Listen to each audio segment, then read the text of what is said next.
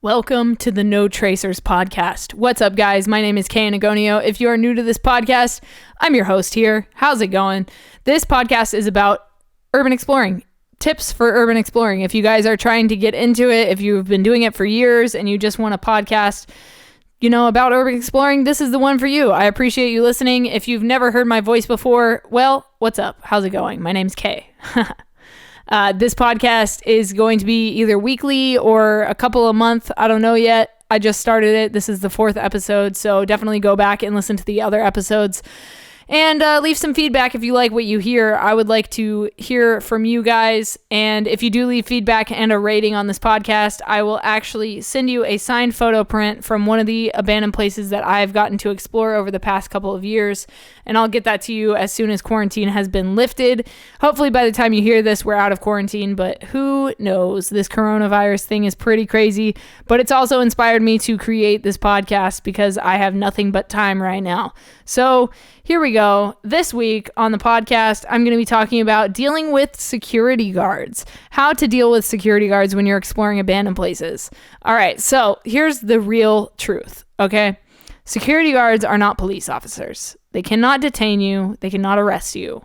They can try to, but legally they have very little power when it comes to, detaining or any of that kind of stuff. So most of the time you can either talk yourself out of getting in trouble with security guards, or to be honest with you, they're not making that much money. So you can just hand them a $20 bill, a $50 bill and say, hey, sorry to bother you. Sorry, we were in your space. Here's some money. Let us leave. And oftentimes they'll say, okay, why not? Because it's 50 extra bucks that they wouldn't have made otherwise. And I've done that a few times. And as long as it's not a cop, you should be good. You can bribe people. You just can't bribe the police. I don't know if that's good advice to give you, honestly, but I mean, it's worked for me in the past.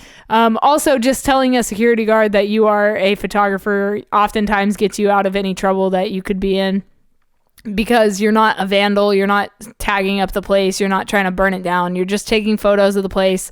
And as long as you're honest with them, usually you can get away with it, and sometimes they'll even let you stay. And to be honest with you, one time I was actually exploring or trying to explore an abandoned hospital with my friend Vikers, and the security guard asked us like, hey, are you guys looking for something? You seem a little lost. And we told him we just bullshitted and said like, oh yeah, we're looking for the classrooms on the 4th floor, whatever.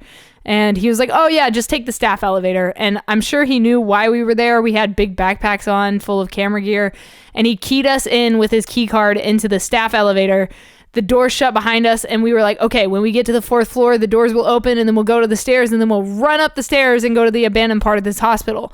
So we're standing in this elevator for like 35 seconds, and nothing is happening. And I was like, oh my God, did he just trap us in here? What the hell? And I pushed 4 over and over and over again, and nothing happened. And then all of a sudden, the elevator shot all the way up to the top like we were in Tower of Terror at Disney.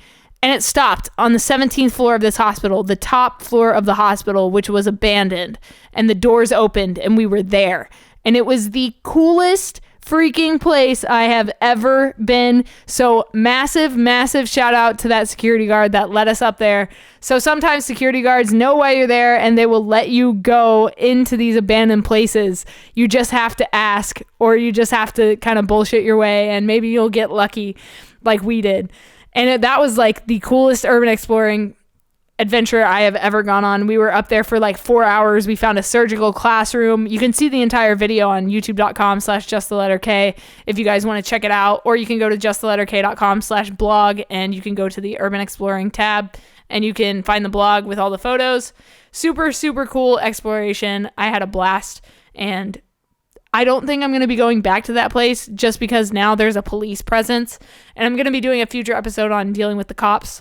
But for now, we're just talking about security guards. So yeah, definitely keep in mind that security guards can call the cops, and they will. But like I said, you can often talk your way out of it. I went to an old army warehouse with my friend Chamo is dead, and a security guard stopped us when we got inside, and he knew Chamo, and he was like, hey, I've told you before, like, you're not supposed to be here. Why would you come back? and we just blagged our way through it. We just bullshitted our way through it, and he ended up letting us stay. So we were there for like 3 or 4 hours, just checking it out, exploring, taking photos, filming, doing all kinds of stuff. And then we ended up leaving actually because one of the rooms we were in, the air was super thick and it was starting to like affect us. So, in that particular time, I don't think I had a respirator with me, which is a stupid idea. I did a whole episode recently about gear you should bring with you. And the first thing I talk about is having a respirator with you, because you don't want this stuff in your lungs, because it will have long-term effects on you. And that is no bueno at all. So, the other thing with dealing with security guards at abandoned places is that you never know what abandoned place is going to have a security guard. And this is mostly through word of mouth that we figure out that there is security. We just ask each other like, oh, yo, have you seen security at this place? Like, a lot of times bigger places have security, like asylums have security, malls have security. It just depends on the area, the kind of people that are getting into these places, and how well known it is. And thanks to things like YouTube and Instagram, a lot of these abandoned places are super well known now. So that means they have actually hired security to protect these buildings from vandals.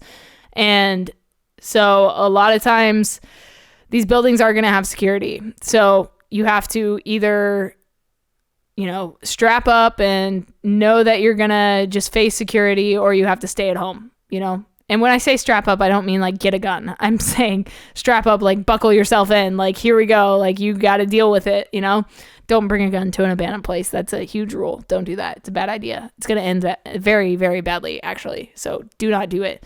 Security guards, depending on the kind of security guard, you can either pay them, and especially like if you're in a foreign country exploring, like Thailand, like you can pay them like 500 baht and they will let you explore, which is super cool. So yeah, most of the time you can just pay off security. And another time I actually did that was at an abandoned water park in the desert. This guy, random guy, not security guard, but this random guy showed up and he was like, if you guys don't leave, I'm going to call the cops. And so we were like, if we give you $20, can we stay here for an hour? And he was like, sure. He just made a free $20 for nothing, for threatening some kids, So he got paid, he left, and we were there for like 5 hours.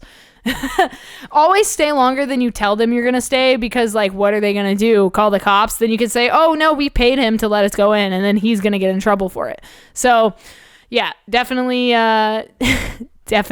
pay security guards.